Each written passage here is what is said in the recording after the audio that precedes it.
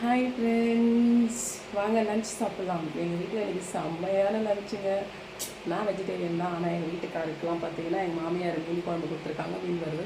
நான் முட்டை பாயில் பண்ணி வச்சேன் அவருக்கு, ஆனால் அவங்களும் கொடுத்துருக்காங்க மீன் குழம்பு, காரக்குழம்பு, அப்புறம் மீன் குழம்பு, அப்புறம் கலர் வத்தலுங்க. வத்தல்லாம் எனக்கு, வாழைத்தண்டு, அதான் அந்த மீன் வறுவல், சாதம். இங்கே பாருங்க எவ்வளோ வெரைட்டி இருக்குது பார்த்தீங்களா. வாங்க சாப்பிட்லாம்.